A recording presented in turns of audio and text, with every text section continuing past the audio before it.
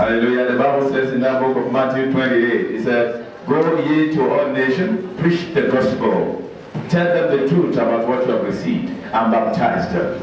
That is exactly what we did yesterday. Hallelujah.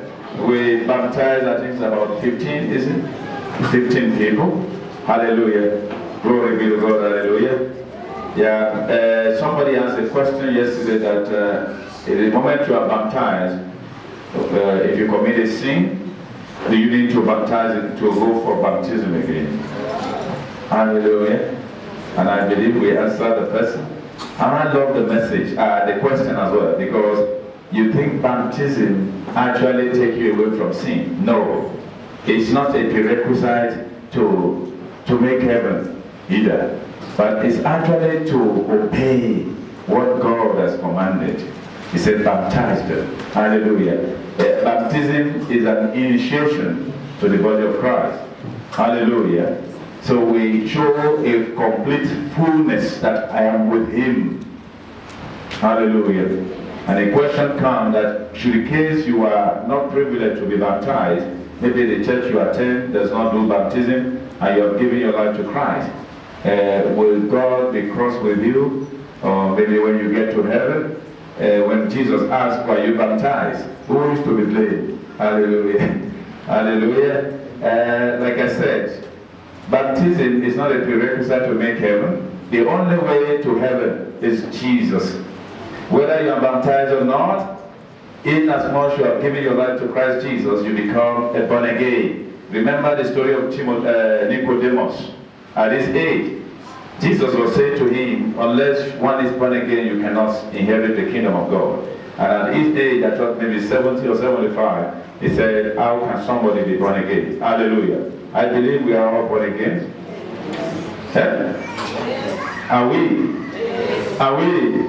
Are we? Hallelujah. So may the Lord bless you in Jesus' mighty name. So if you get to heaven and Jesus asks you, were you baptized? I don't know what answer you're gonna give, but I want to advise. You said your church did not organize such, and I don't want to go to another church. So your pastor must be blamed. Do you agree? Your pastor must be blamed. Hallelujah. You go to heaven, let me say it again. Like the question the lady asked, if you get to heaven, you are a born again, you are unable to be baptized. Not that you don't want to be baptized, but the pastor or the church does not have a program or anything related to that. That you get to heaven, and Jesus now asks you, were you baptized? I said to the lady, and they said to the lady, said to Jesus, Jesus, I'm an obedient servant or child. My pastor did not organize it. And it is impossible for someone to baptize himself or herself. No matter how much you run water on yourself on the shower or sleep in your bath, by yourself, you can never be baptized. Hallelujah. So I said, you are saved, lady. It is your pastor who needs to be blamed. In another way, if your pastor say, come and baptize, and you refuse, you are to be blamed. Hallelujah. So it is to the message this morning. When a pastor preach, he has done his own. It is not left for you to be the doer of the word. And the Bible said the doer of the word is richly blessed. Hallelujah. Let's open our Bible quickly to the book of Psalm 37.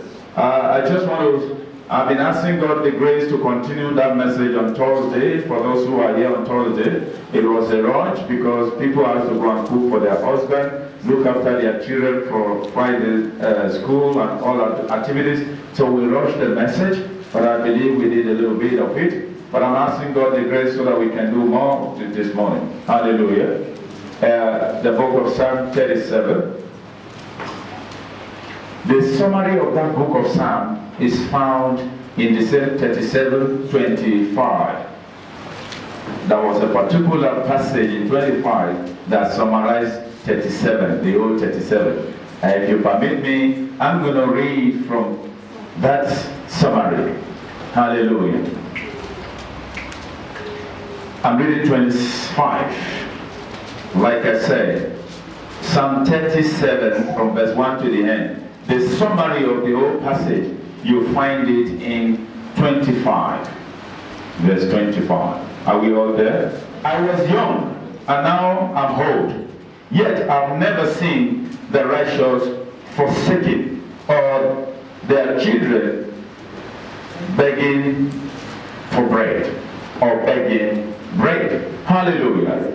You can't say I'm been young, and I'm still young, and I never see the righteous being forsaken. You know nothing about to be forsaken. Hallelujah.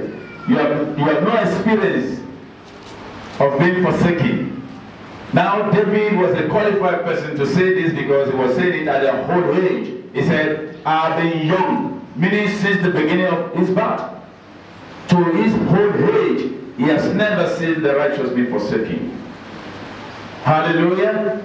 We say it at times, at times when we are having a conversation with a believer, or maybe in the midst of prayer. But I want to say to us this morning, let's look at this message as a commitment.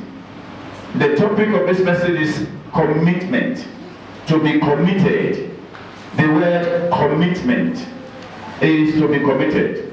What is it to be committed? Meaning you are fully participating. Fully participating. Fully involved. Fully involved.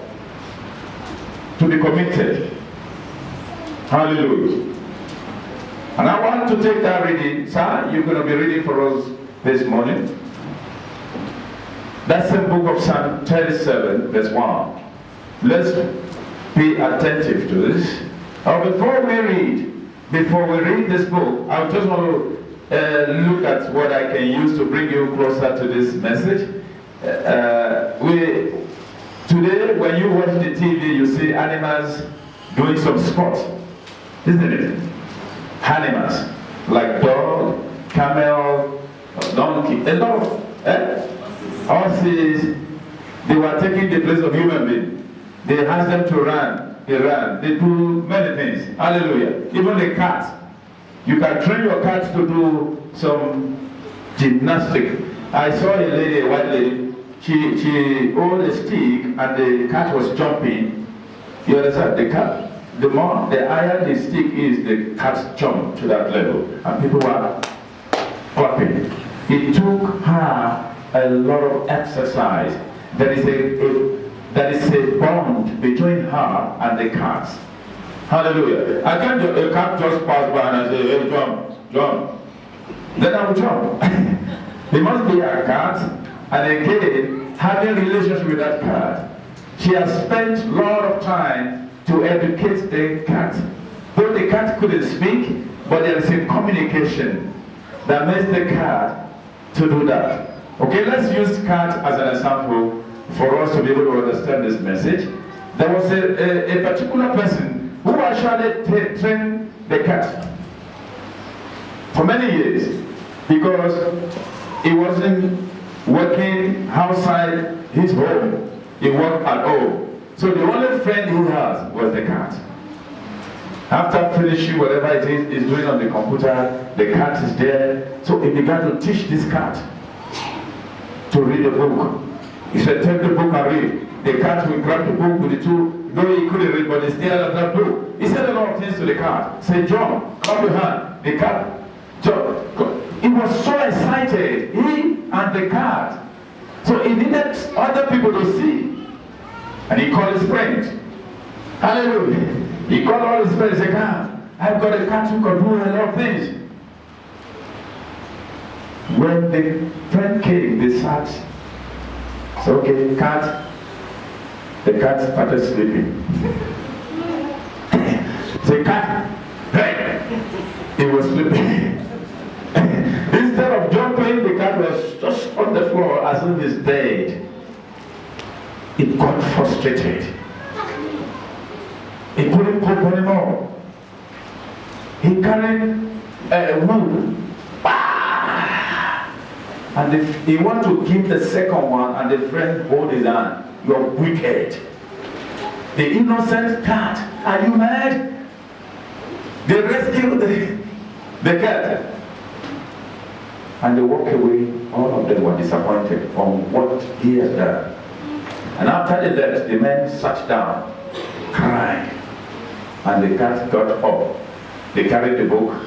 They began to do, and there was no friend to watch.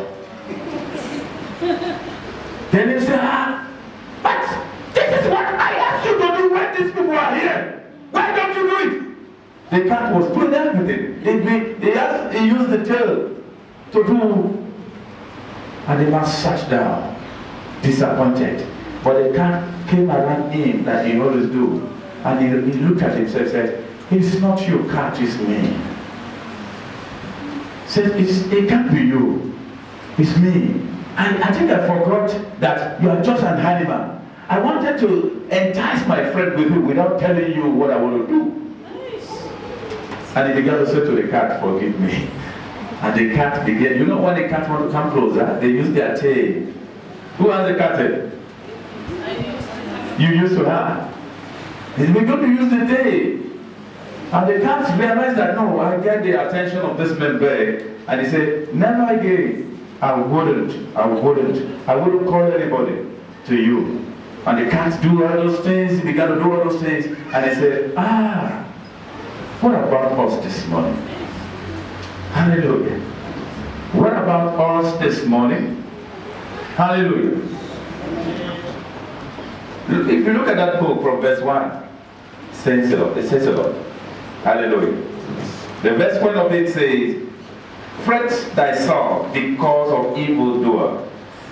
Neither be thou envious against the workers of iniquity. What is envious? Heaviness. Hallelujah. Which other word can we use for envy? Jealous? Yes. Another word? So no one is envy here. As ever does that. Which other word can we use for jealous? Envy? Hatred? No. Hatred? Coveting? Desiring? Bitter? It's like I'm tied with a rope, I'm trying to get out of it. To envy. How do you know that somebody envy? Maybe we should put it in that way. Have you been envied before? By a friend or by enemy?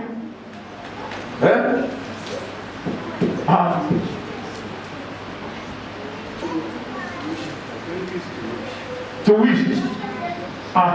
To wish. If you wish for what? To be in the church this morning. Good morning, the size. Good morning. To envy. How do you know that you are being envied by somebody? How? Can we say it's imitating you? Or what you would like to do, or what? They just want to be, let me take that one. Somebody just want to be like you. Competing. You understand me now? Wanted to be exactly like you. Hallelujah. Can we call a contender? He wanted to exactly contend just to be who you are. You understand me now? He just wants to be who you are. The scripture we just read, he said, fret from those things. This emptiness of the wicked people is referring to who? The children of God. Hallelujah. There is a battle between righteousness and wickedness in this passage. The battle is between righteousness and wickedness. The wicked, those are the people who are worldly people who have no Christ. The righteous are the children of God. Now there is a battle you face every day. It is just because we don't put attention into it, you fight this battle every day. Hallelujah. Hallelujah. Yeah. We experience this battle every day. Your neighbor who has never been to church, you may as well see him richer than you. The one who does not pray for his examination time, who did not go to mountain to pray, he passed well. You who went to your pastor to pray and sleep in the church for 3 days for you to pass, you fail well. The person who does not go to church got married. You who go to church, you did not get married. It's a battle between the righteous and the wicked, or righteous. We're talking about believer and unbeliever. Most of the times you look at them, what they are doing that they do easily. You have to pray fervently before you get it. Did you see? What they do easily, you pray fervently to lay hand on it. Did you see? I believe you have that picture. I believe you have that picture. The reason why the owner of the card called the friend to look at it, the performances of the card is to show them that I trade this card. My card is, I'm gifted. Do you understand? He wanted to prove something to the friends, so he called them. I believe they just drank his tea for free and some biscuit that they put aside. Now he wants to entertain them, but he couldn't because there was a disappointment. Verse 2, sir. Read the verse 2. He wants us, look at it. He wants us never to be envious. A believer must not envy unbeliever. There's a tendency for you to envy them, but do not. Do not. Yes, verse 2. For they shall soon be cut down like the grass. Look at it. The people you are competing with, those who you are envy, the Bible promised they shall be what? Kept down. What if you have become like them? You shall be cut down as well. Hallelujah. If they have higher influence over you and they have won you to their side, you are involved in number 2. And wither as a green herb. Wither what? And wither as a green herb. Read further. 3. Trust in the Lord and do good. Hallelujah. Let me come back to this way. The topic of this message is commitment, or to be committed. You can be a Christian, a born-again Christian, but not committed. Hallelujah. You can be present in the church today, but not wholehearted. Your feet is here, your body is here, your eyes is here, your figure is here, but you are not fully here. You are fully here, but you are not fully committed. Hallelujah. So, he said, trust in the Lord. And what? And do good. Trust in the Lord and do good. Don't just trust in the Lord. Trust and act your trust. You understand? There is an action. Are you trusting God? There is an action. Are you trusting God to do something for you? The action there, the Bible says, faith without action is dead, buried. Are you ready now? So, are you trusting the Lord? You must walk in that trust.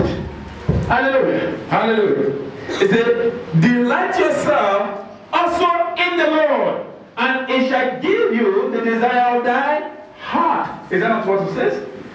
It said, delight in the Lord. To be delight is to be what? To be joyful, yes. To rejoice. Yeah, rejoice. It's the same thing. I need another way. Happy. Yes, talk to me. When you are talking, I love it because I know you are here. You are here. I'm trying to rebuke a spirit whereby you come to church from that far, you burn petrol of about 300 rand, and you are here fully, but not fully committed. Joy. Be confident.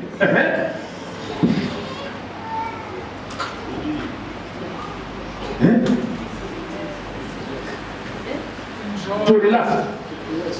To bless. Yeah? To enjoy. Yes? to celebrate your presence in the presence of God. Yes? To marry. Huh? Yes. Yes? That's it? To be what? I'm hearing something here. Yeah? To be excited. It's one of it. A frowning face is not excited. Huh? It's never excited. Hallelujah. It said, delight, and your desire shall be given to you. Delight. And that which you are asking for shall be given to you. A delight face, someone who is delight, does not doubt. The one who doubts question you. Who is delight? What makes you happy? Why are you so rejoiced? What has pastor give you something? When I don't give it to you, you are laughing. Does this situation warrant laughing or rejoicing? I see you dancing. Why are you dancing? You what kind of song are they singing that you're dancing? The one who dance beyond the beat. There's something that he delights on. He delights in the trust, the relationship he's having with the Lord. Hallelujah. Amen. Let's read again. We have just finished 4. Now, commit thy way unto the Lord. Trust also in him, and he shall bring it to pass. Commit thy way. It says a lot of things, meaning be righteous. To commit thy way is do what the Bible says. Hallelujah. You can be in the church for many years, 300 years, and never do what the Bible says. Hallelujah. To be commit is to be fully participating. Hallelujah. What are you participating in? You are not just coming to be prayed for, you are coming, you pray before you come. Hallelujah. There's a difference between coming to be prayed for and pray before coming. Today, we see pastors, prophets everywhere. We just go there, Lord, when I get there, I'm going. Did you pray before you meet the pastor? Did you ask God, Lord, as I'm going to this pastor, Lord, reveal to me who he is. Show me this prophet in my dream. If it is the right person. Show me this pastor in my dream. If it's the right pastor. Hallelujah. Show me. No, we go for the pastor to show you. We go so that the pastor show you. Ask the Lord, Lord, I'm going to Sunday service. I started preparing on Saturday. It is a commitment that, Lord Jesus, the message that man of God shall preach, let it help me. Let it be a solution. Let there be no distraction spirit. Let everything concerning Christ Jesus happen to me. You pray before the day. It's a sign of commitment. Hallelujah. Don't come to church to pray. Pray before coming to church so that you continue that prayer while in church. Are you hearing? The prayer was to be committed. You have to commit more. Because why? People are now, it's a corporate prayer now. You are being encouraged by the neighbor. You are being encouraged by the message. You are being encouraged by the atmosphere of people who are saints who begin to pray. It's a sign of full commitment. A battle between the wicked and the righteous. The righteous win when they have no what? Envy. Yeah, I needed somebody. Can you help me, Master? Can you help me, sir? Yeah. This way. Just you are going to forgive me because I used to use people with a sample, you know, and it makes it easier.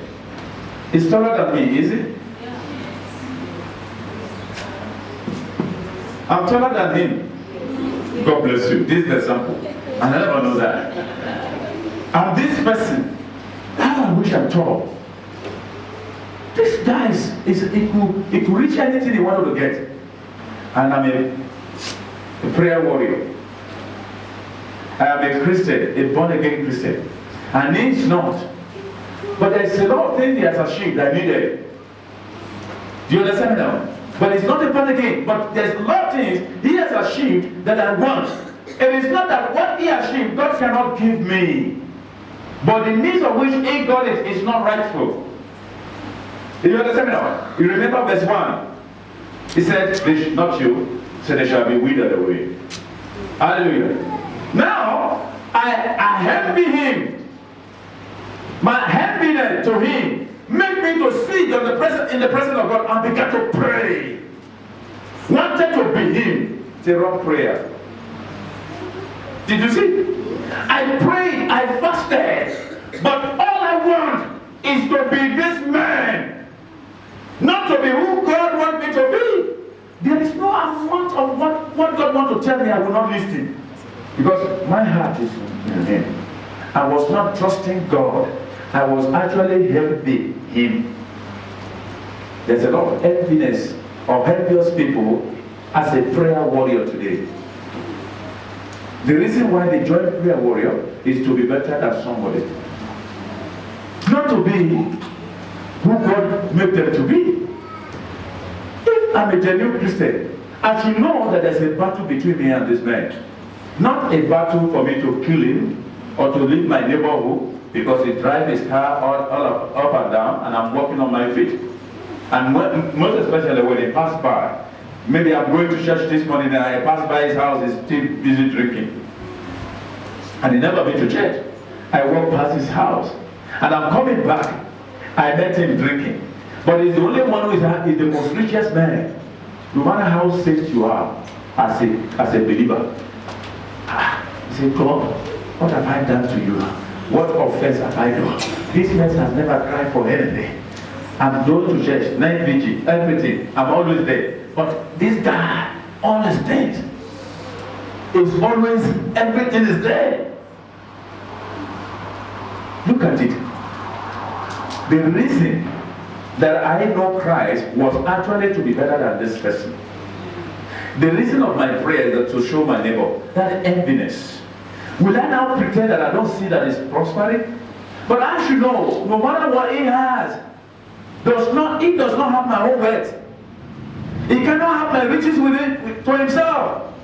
So if I'm not rich as him, but I'm rich, as Christ is rich, there is many things I have that this man doesn't have. I really know. But I allow what he has to cloud me, to make me forget who Christ is, what I receive, the eternal life, the peace of mind, the joy, the endless joy, the righteousness. And I forgot those things and I allow the whatever he has to take that peace away from me. If care is not taken, I'll walk a little bit step. You know this where I am? Very soon I'm walking. You may not know. I began to doubt this same door. Even when I'm sinning, I'll say, I don't think this sin, look at my neighbor, he's sinning, he's still having. I continue his sin. Very soon, very soon, very soon, very soon, I may become like him, even worse than him. And the Bible says in verse 2 of that, in verse 1, it said, they are going to wither like a dry grass. They are withering. Because he has everything, does not mean I'm poor. What makes me see myself as a poor person? Because I'm judging myself with him. Am I communicating? Yes. You must not judge yourself with the worldly people. Look unto God. That is the trust, delight. Trust and delight in him. As you trust him and delight in him, you begin to walk in all his decree. There is no how you will never be better than this person. But we judge our relation with Christ, the outcome of our relation with Christ, based on material things that we can touch. He may be battling with a lot of disease. The reason why he's a drunk, it could be because he's looking for a situation whereby he could forget all his worry. And I that are supposed to rest in the Lord, he become my worry. His wealth become my worry. His achievement become my worry. There's no how I will not lose God. How many people are you envy at your working place? How many people prosperity have you envy? Hallelujah. I don't know how those men who have 2 wives, 3 wives, they manage. It's another gift. to manage 2 wives, 3 wives. Hey. I want to tell you, every man in polygamous, they are a liar. That they are a serious liar. You come to this one and say, I love you. Now I love you. I love you. It's a lie. You can't just keep loving yourself. It's a lie. You need, okay. You are just finished with this wife. Next week you come to this wife again. Next other week, you need to remember where you stopped with this wife. To continue there. I don't know how they manage it. To even have a one wife or have one husband. A woman. Your prayer might be, remain where you are and wait patiently for the Lord. For in your waiting period, there is a lot of processing. There's something that God wants you to understand. There's something that God wants to remove in you. We don't pray for sickness. We don't pray for poverty. We never pray for trouble, but they keep coming. Why? We need trouble. We need sickness. If there's no sickness, you wouldn't know that God is a healer. You wouldn't know that God is a provider if you have never been praying for food. Your phone, you just press the button, it comes. You ask for this, 2 people, 2 servants, just bring it. You are not the right person that can help those who are in need. But if you have passed that passage before, everything you have to pray and fast. You pray and fast 30 days, you got something, and the Lord give it to you. And your neighbor said, I need this thing. Say, neighbor, come. I want to show you how to fetch the fish. Go to Pastor King. He will give you the money. Fast for 40 days. If he asks you to fast for 30 days, please make sure it's 40 days. But you have what to give to that neighbor. Or you want him to fast because you went through fasting before you get yours. It's not a good life. Whatever you are asking for, because you have received, it is not for you alone. It is for you to share it with another. For people to know that God that you ask or you relate with is a provider. If God has provided for you, you become a provider to the next neighbor.